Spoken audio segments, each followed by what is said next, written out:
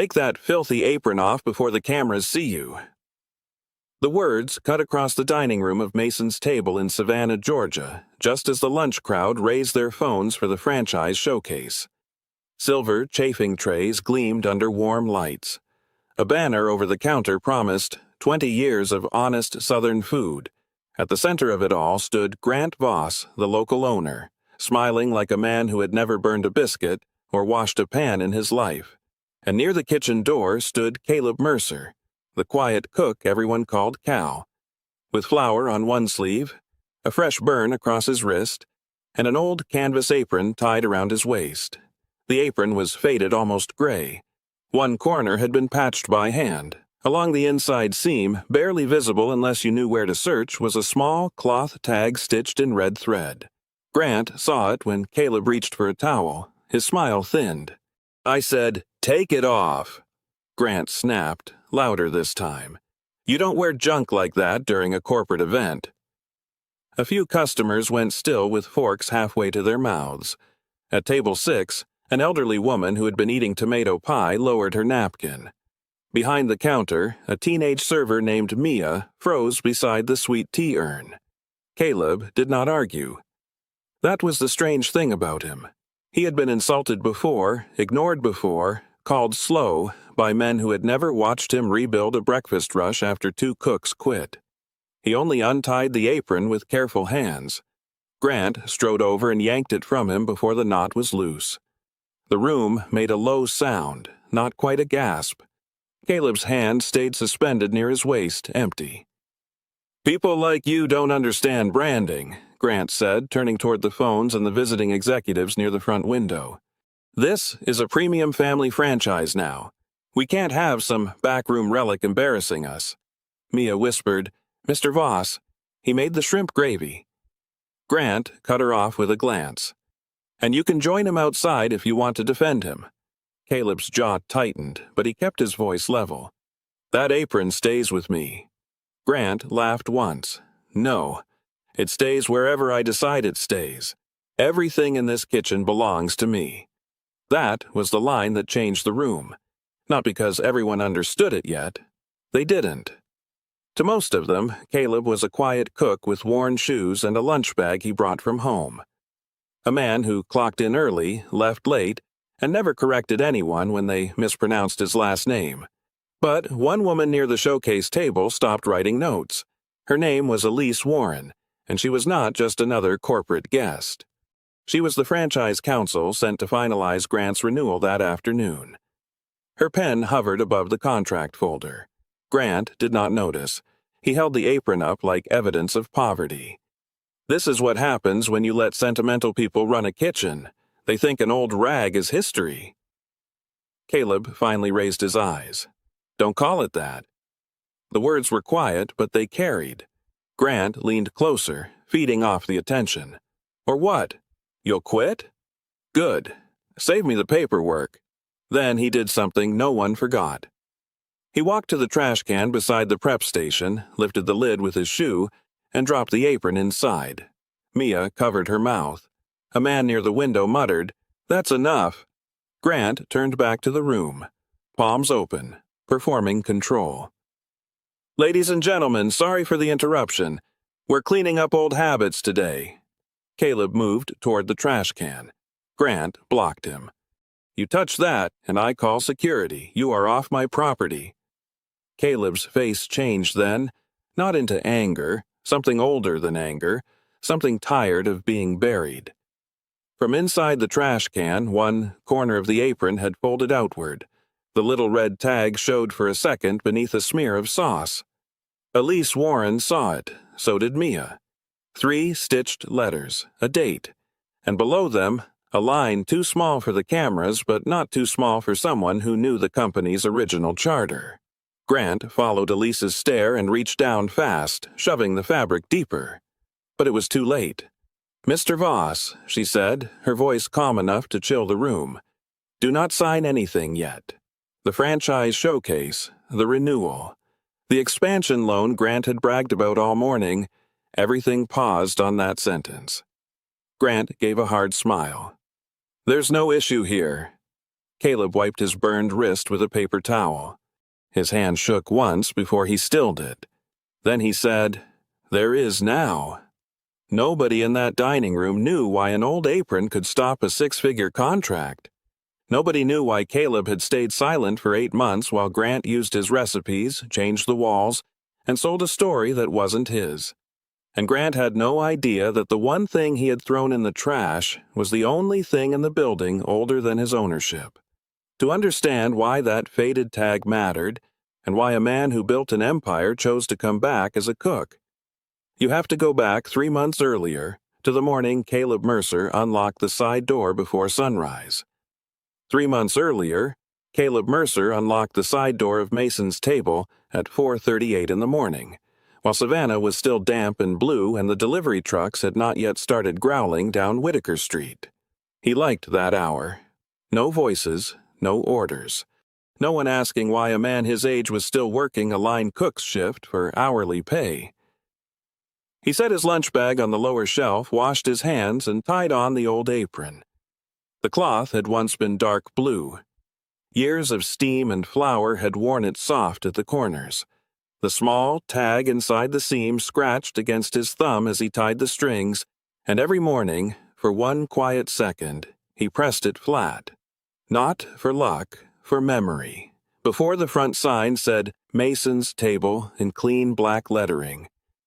Before there were 37 locations across 5 states.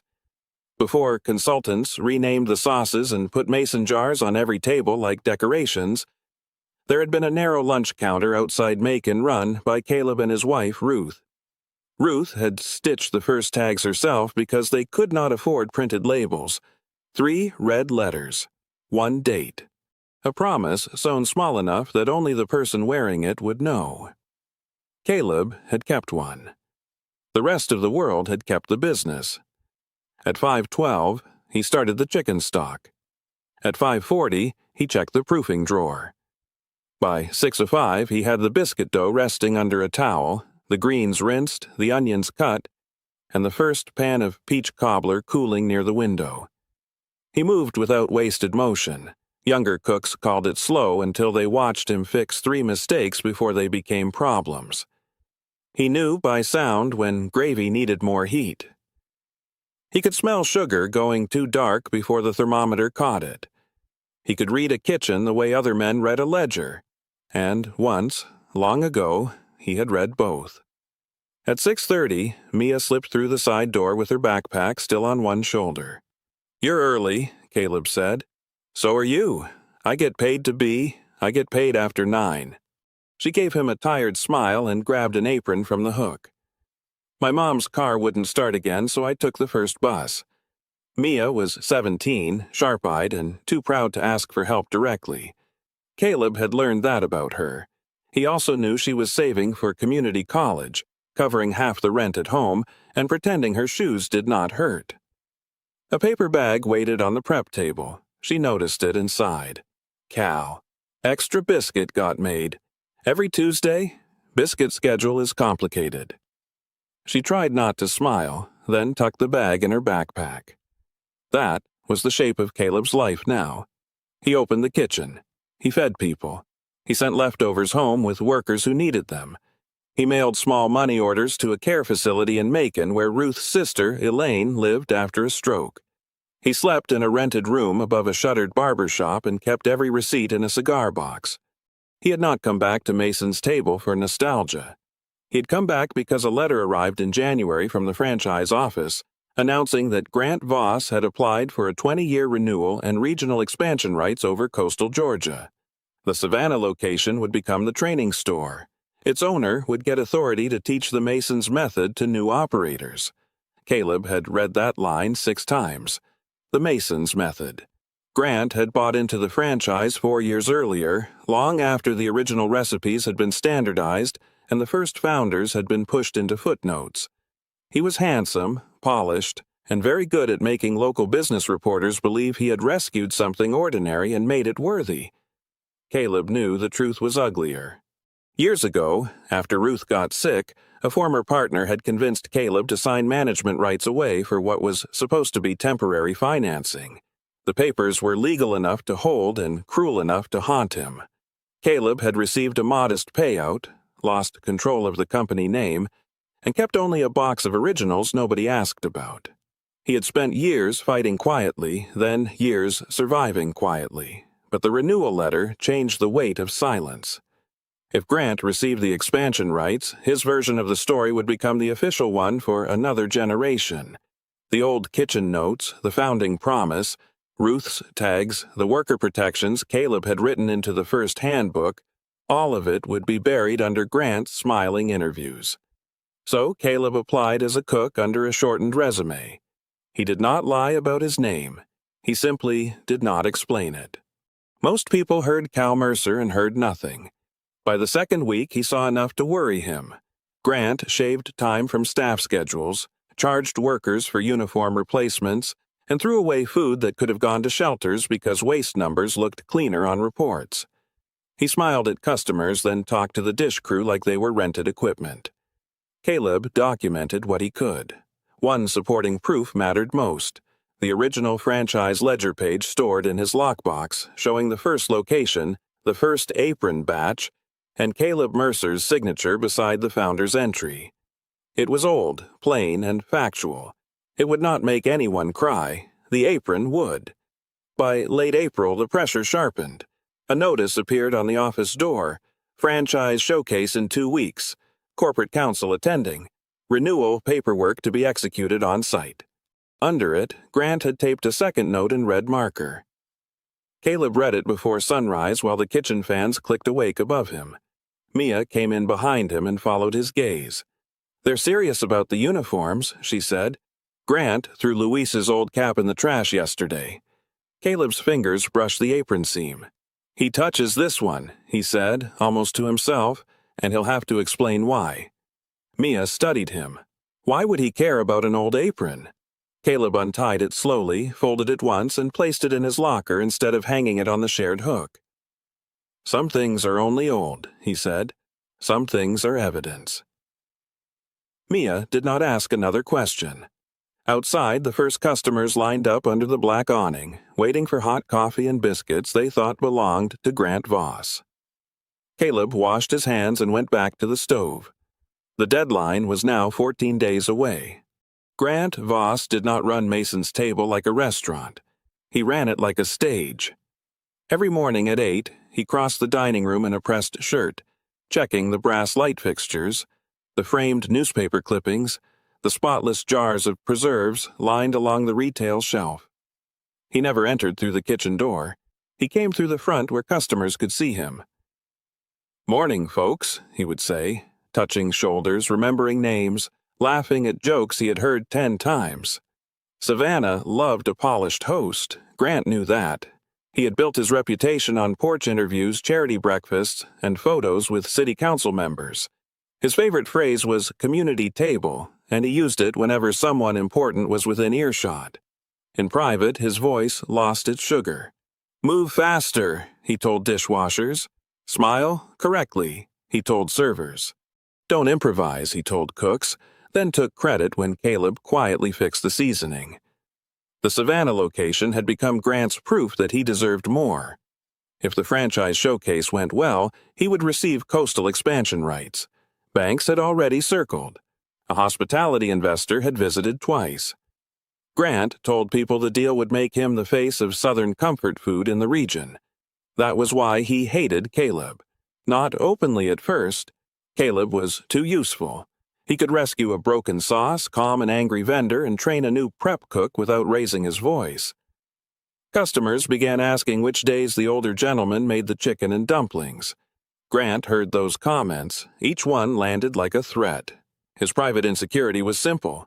He did not know how to make the food he was famous for. He knew costs, optics, leverage, and local press.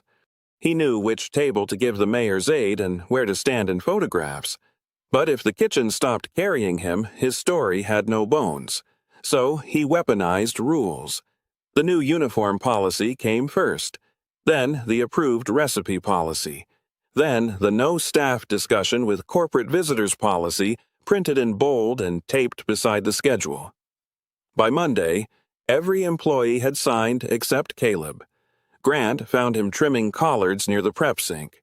"Cal," he said, with that smooth public voice he used before turning cold, "you missed a form." Caleb kept the knife steady. "I read it." "Then sign it. It says anything developed, modified, spoken, written, cooked, tested, or demonstrated by staff on premises belongs to this location." Grant smiled. "Standard language." "It isn't standard. Are you a lawyer now?" "No." "Then, don't pretend to be one." Caleb set the knife down. "I've seen enough contracts to know when a sentence is hungry."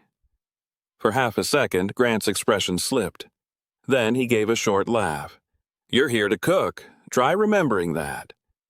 A few feet away, Mia wiped down the tea station slower than necessary. She heard every word. Grant noticed her listening. "Mia, dining room." "Yes, sir." She left, but not before seeing Caleb fold the unsigned form and place it in his locker beside the old apron. That locker had become a quiet problem. Grant had a manager named Brent Cole, a broad man with a clipboard and no appetite for conflict unless it flowed downward. Brent enforced whatever Grant wanted and called it professionalism.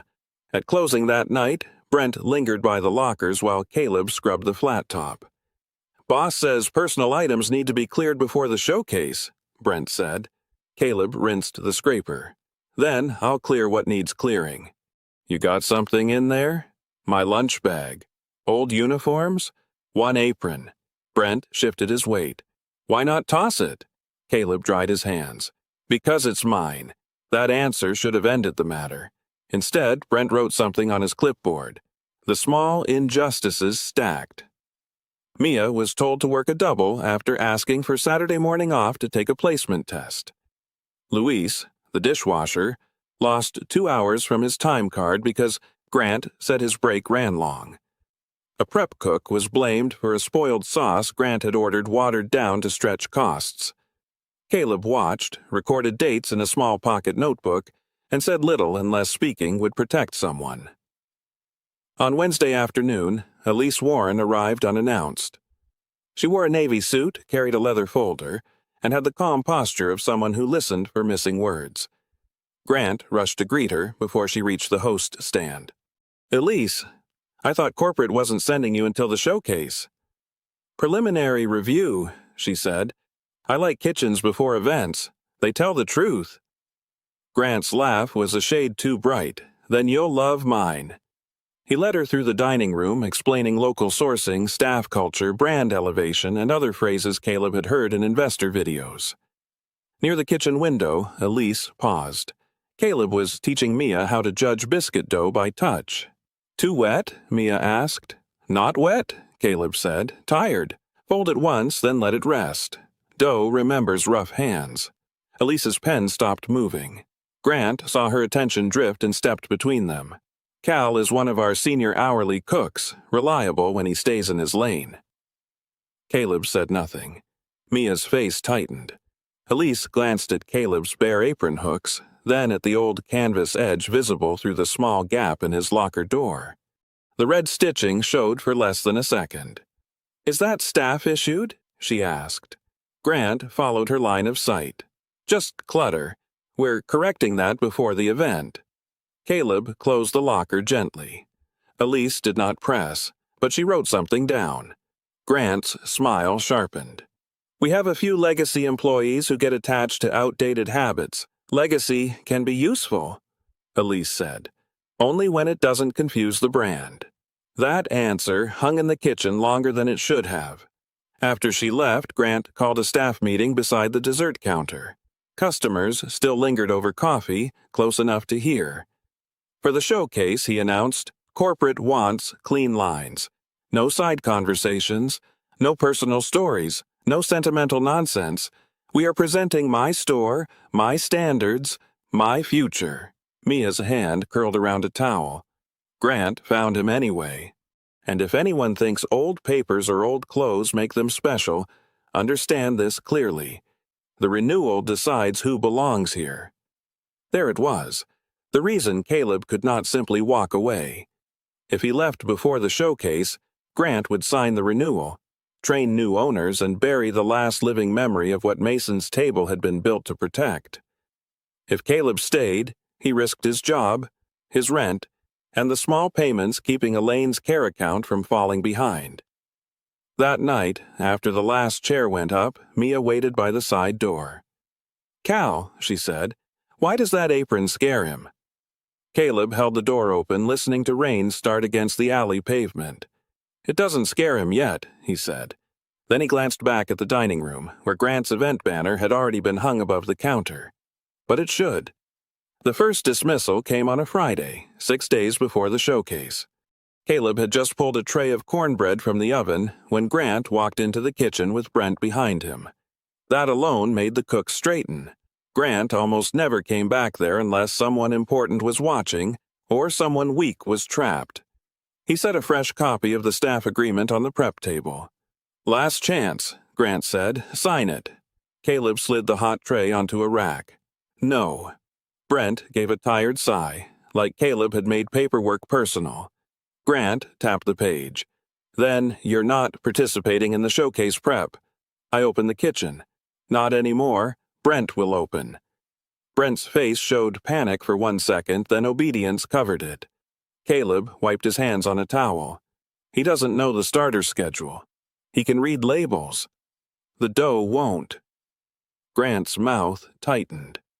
A cook at the fryer glanced away fast, but Mia kept her eyes on Caleb from the service window. "You really think biscuits make you untouchable?" Grant asked. "No." "Good, because I can replace a cook by Monday." Caleb did not answer. Grant hated that most. He wanted fear. He wanted pleading. Silence gave him nothing to hold. So he made it personal. "You know what I think, Cal? I think men like you get attached to kitchens because nobody listens to you anywhere else. You stand near a stove long enough, and you start believing heat is respect." A spoon clattered against the sink. Mia stepped forward. "Mr. Voss—" "Mia," Caleb said gently. She stopped, furious and helpless. Grant smiled as if he had won a point. "See? At least someone here understands rank."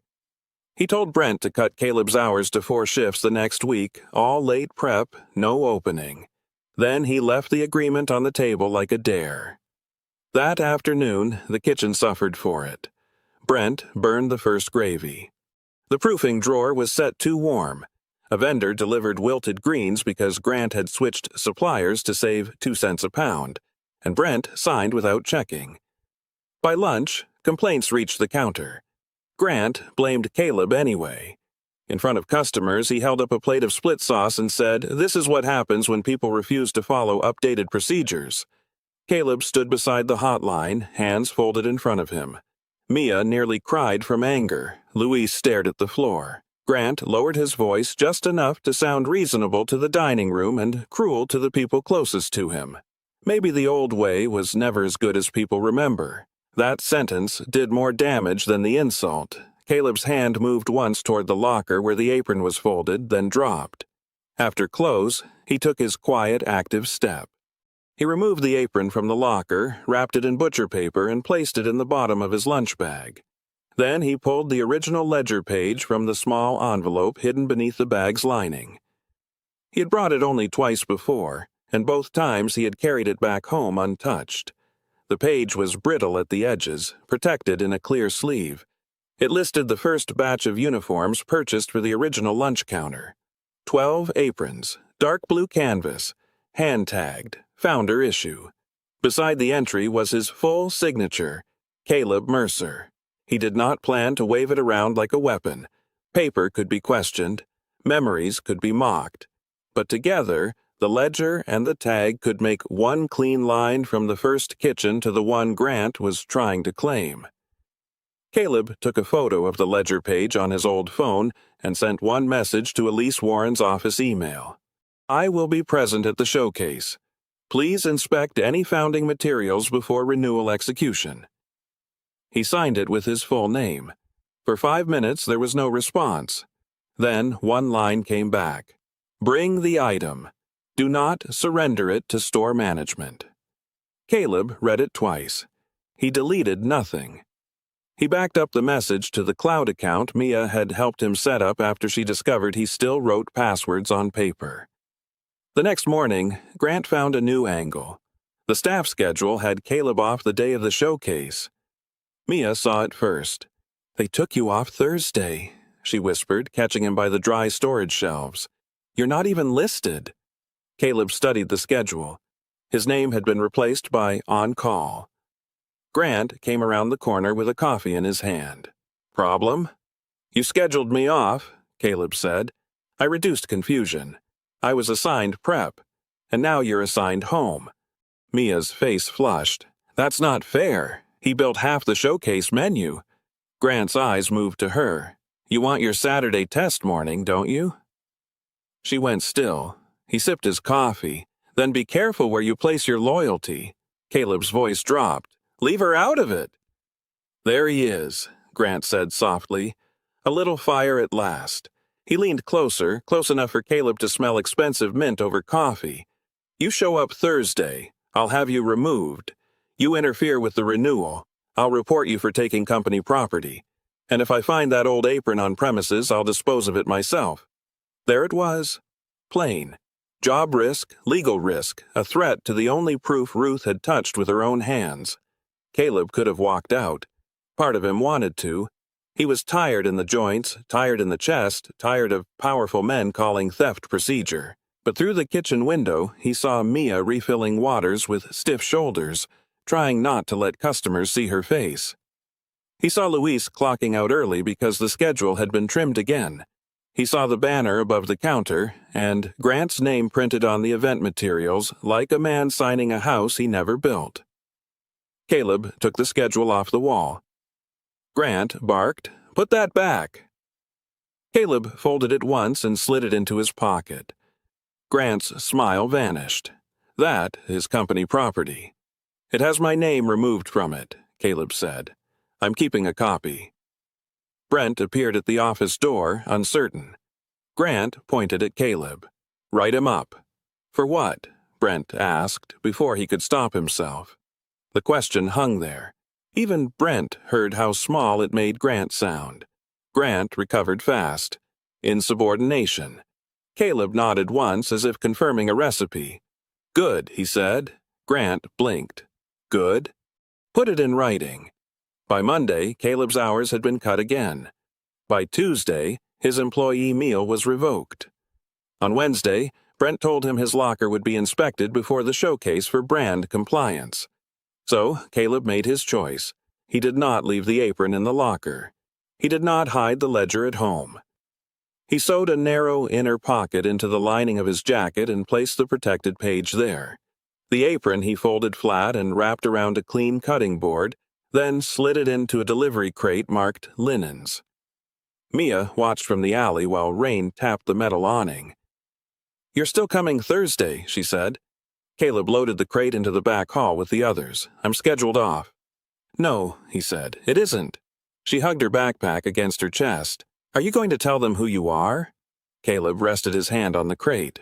"If they ask the right question. And if they don't?" His eyes moved to the glowing sign over the front door, bright against the wet street. "Then I'll ask it for them." On Thursday morning, 2 hours before the showcase, Grant arrived to find every table polished, every jar aligned, every camera angle clean, and the quiet cook he had erased standing at the side entrance with a linen crate in his hands. Caleb had not come to beg for his shift. He had come to decide what part of the truth Savannah was ready to hear. By noon, Mason's table was full enough that people stood near the entrance pretending not to watch. Grant had made sure of it. He had invited local food bloggers, 2 small business reporters, the landlord, the bank officer handling his expansion loan, and a row of loyal customers who believed the story he had told them. Elise Warren sat near the showcase table with her folder closed and her phone face down beside it. The banner over the counter looked brighter than usual. 20 years of honest Southern food. Caleb entered through the side door with the linen crate and kept to the kitchen until service settled. He wore the approved black shirt. The old apron stayed folded beneath clean towels in the crate, untouched. For 1 hour, he did what he had always done. He fixed the gravy before it split. He pulled burnt onions before they ruined the pan. He guided a nervous prep cook through the showcase biscuits without taking credit. Every plate that left the kitchen made Grant's event look better.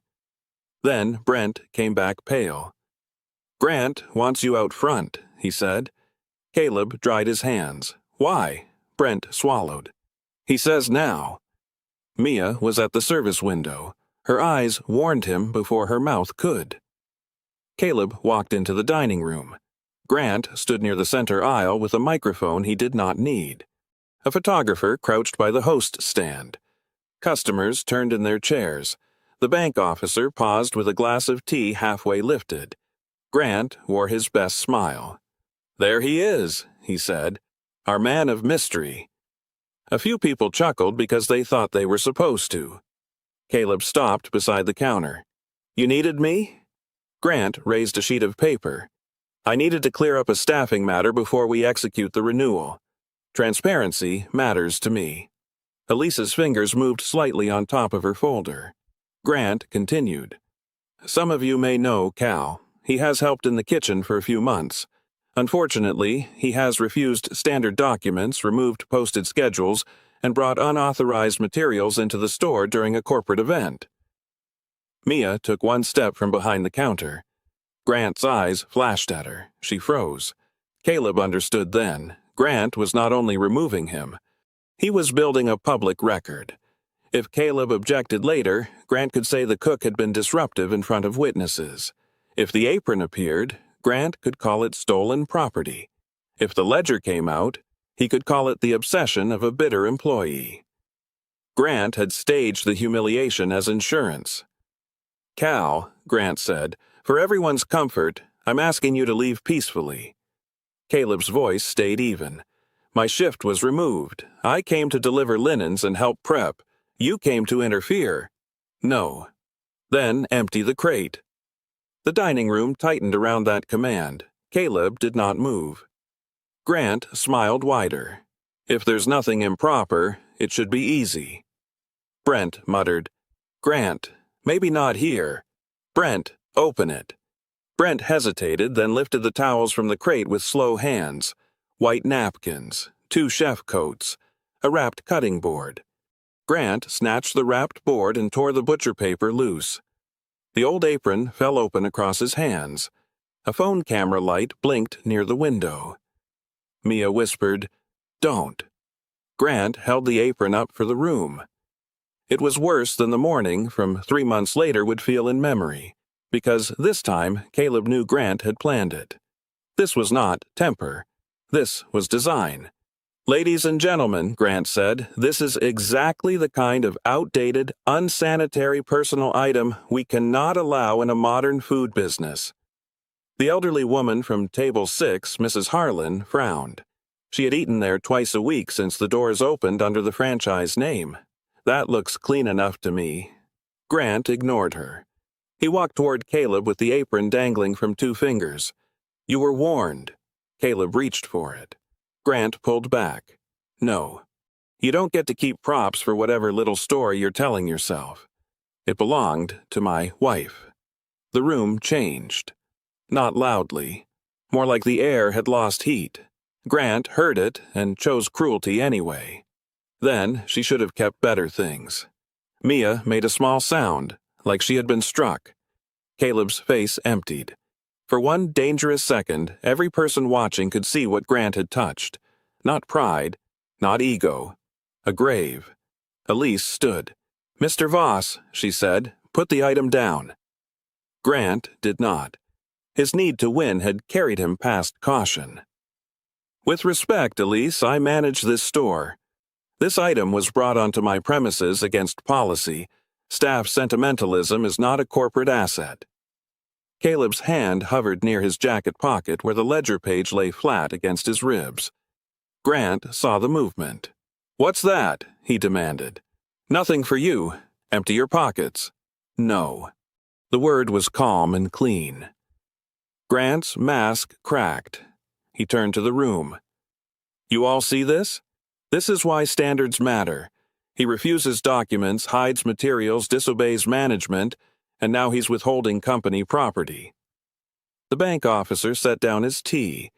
Mrs. Harlan's grandson, filming from the next table, lowered his phone a little but did not stop recording. Grant moved to the trash can beside the prep station. In the flash forward, people would remember the apron falling. In the moment itself, the worst thing was the way Caleb's shoulders dipped when he saw where Grant was headed. Not defeat, restraint. "Grant," Caleb said, "don't make me do this here."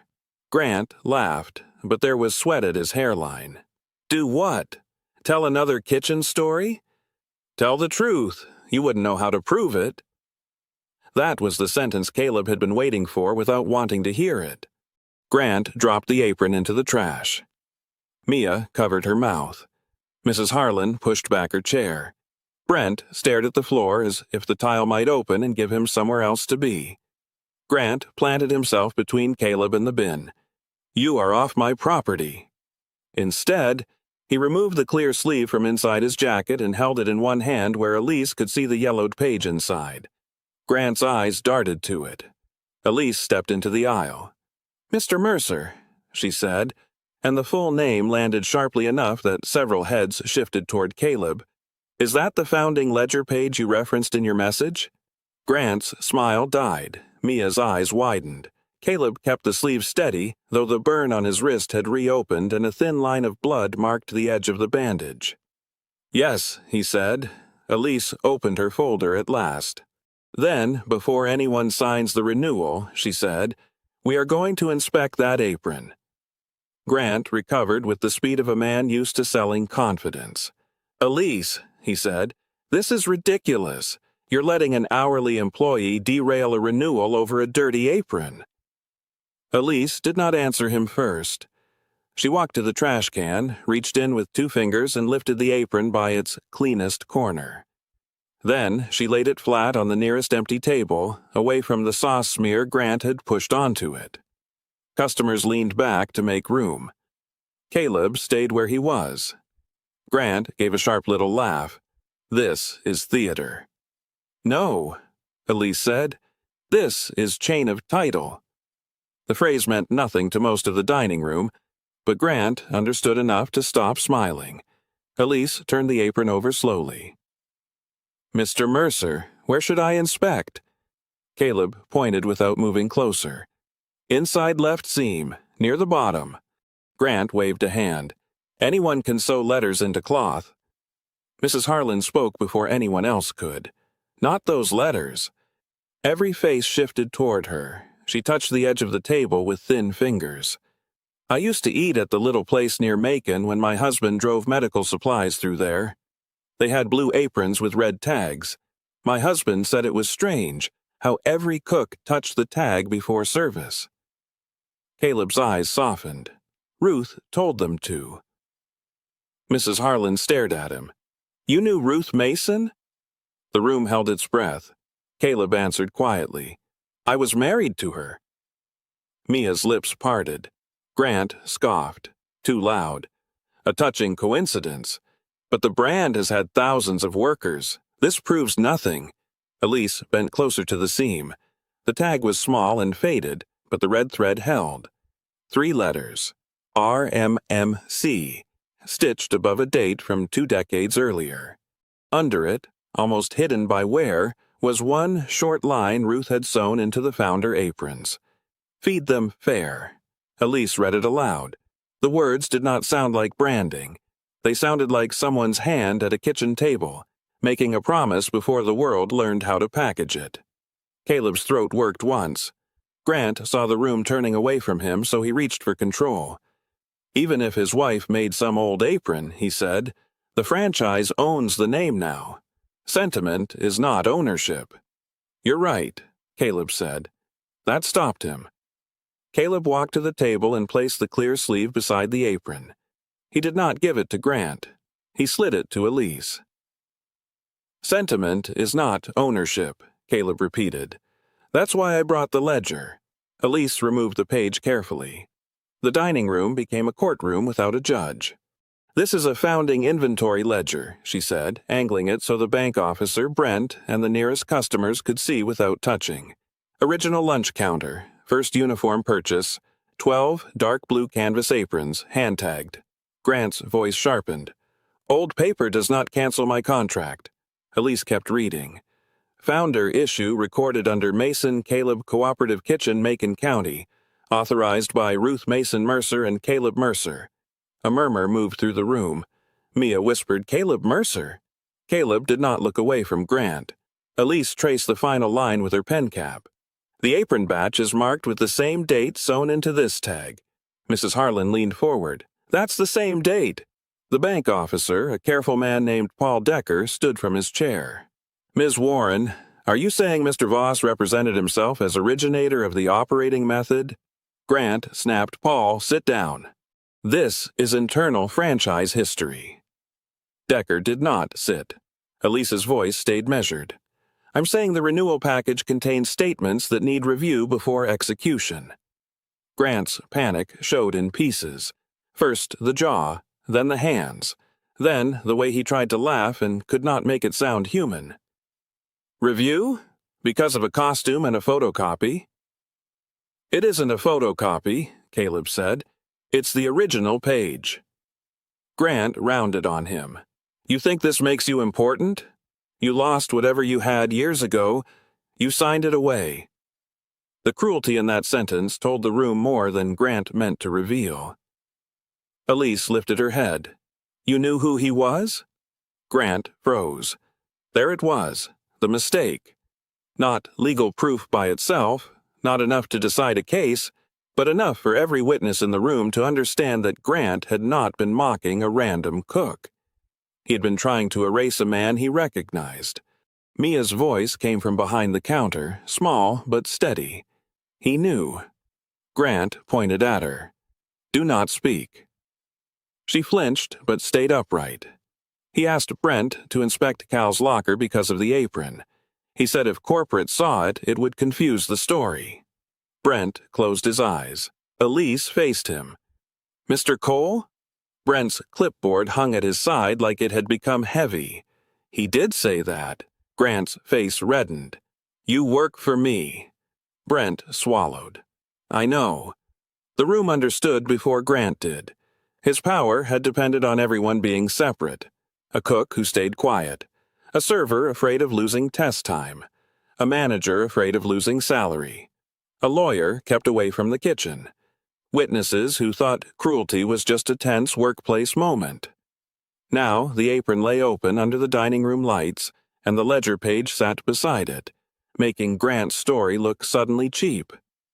Grant tried one final turn. "Fine," he said, "delay the renewal. But he is still trespassing. He was removed from the schedule. I want him out now." Caleb finally took the apron from the table. He did not put it on. He folded it once, tag facing up, and held it in both hands. "I am leaving when I'm finished," he said. Grant barked, "You're finished now." "No!" The single word carried farther than shouting could have.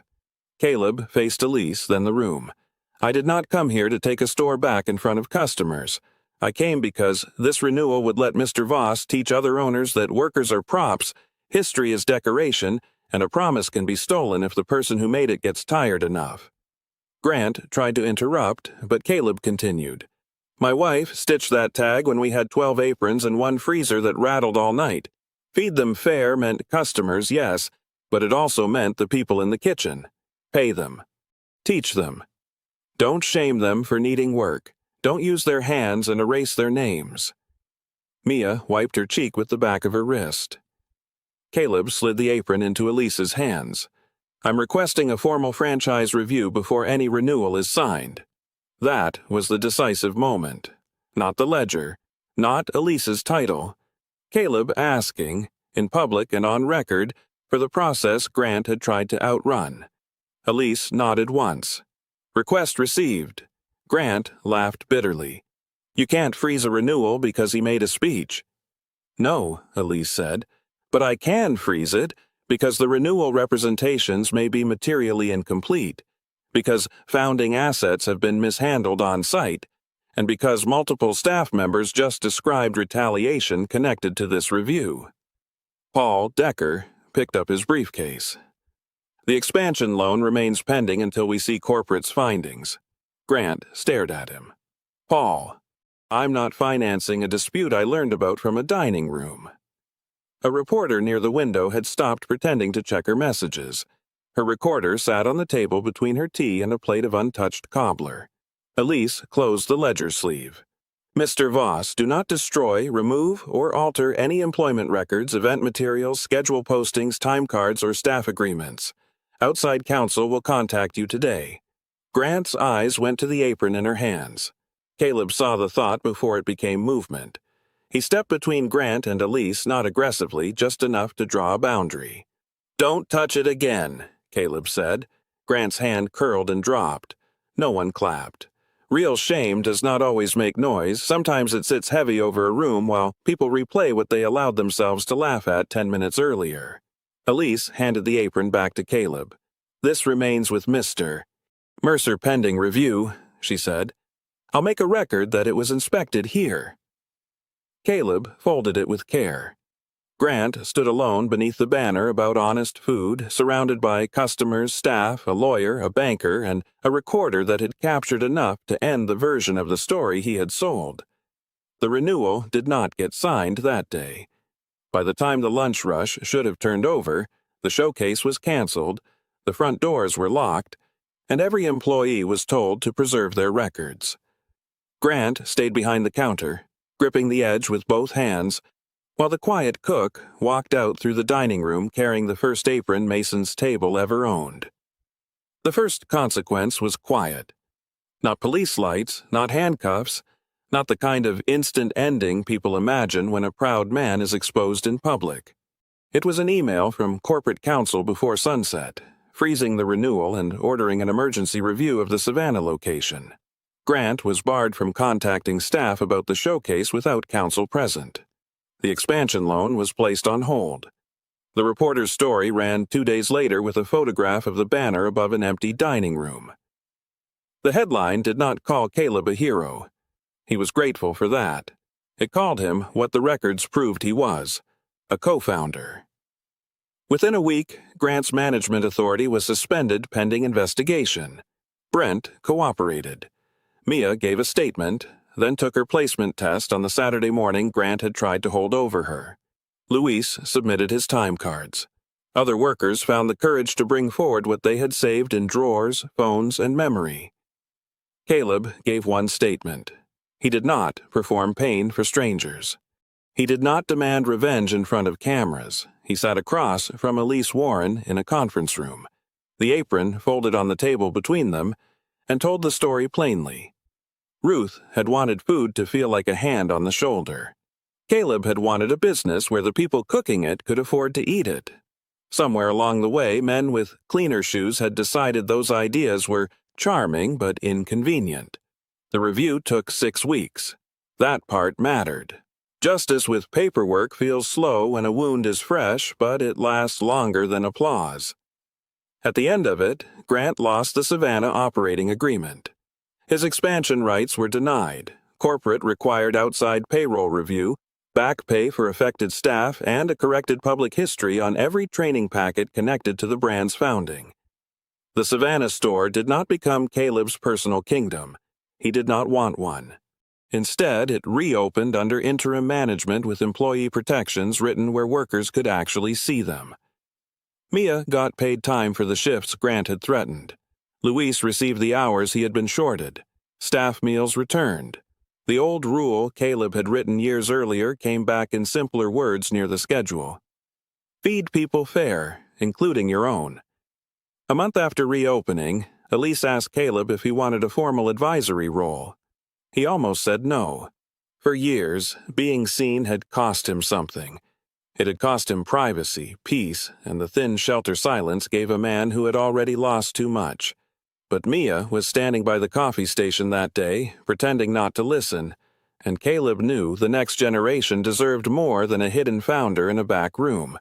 So he accepted. Part-time. Paid. with authority over training standards, worker protections, and the recipes Grant had tried to claim without understanding them. The apron was not returned to the kitchen line. Caleb had it cleaned by a textile conservator in Atlanta, then placed in a simple shadow box near the host stand. No spotlight, no gold plaque, just the cloth, the tag, and a small card with Ruth's words. "Feed them fair," customers noticed. Some read it quickly and went on with their lunch. Some stood there longer. Mrs. Harlan brought her grandson back and told him about the little Macon counter, where the biscuits came wrapped in wax paper, and the owners knew truck drivers by name. Mia brought her mother one Sunday after church. Caleb made them chicken and dumplings himself, then sat with them for exactly 7 minutes before the kitchen timer pulled him back. He was still not a man who enjoyed attention. But his quiet changed. It was no longer the quiet of someone hiding the truth so it could survive. It was the quiet of someone who had set the truth down in public and watched it hold. Grant did not vanish. Men like him rarely do. He hired a lawyer, gave one cold statement about disputed historical interpretations, and tried to frame the review as a misunderstanding. But banks read reports. Corporate boards read liability. Staff read faces. By winter, he was out of the franchise system entirely. No dramatic collapse was needed. The doors he had polished for other people simply stopped opening for him. On the first anniversary of the review, Caleb arrived before sunrise again. Savannah was damp and blue, just as it had been that morning 3 months before everything changed. The side door accepted his key with a small click. Inside, the kitchen waited. He started the stock, checked the dough, set coffee for the opening crew. Then, before the others arrived, he walked to the front and stood before the shadow box. The apron looked smaller behind glass. For years, Caleb had carried it like proof of what was stolen. Now, it felt like proof of what had endured. He touched 2 fingers to the glass, near the red tag Ruth had stitched by hand. "Still feeding them," he said. The words were barely louder than the hum of the cooler. Then Mia's key rattled in the side door, and the first delivery truck sighed against the curb, and Caleb Mercer went back to the stove before the city woke up hungry. Some people think dignity is restored when the crowd finally learns your name. But sometimes it is restored when you no longer need to raise your voice to keep it. If you were sitting in that dining room, what would you have done when Grant threw the apron away? Tell me in the comments. And if stories about quiet people finally getting justice matter to you, subscribe for the next one.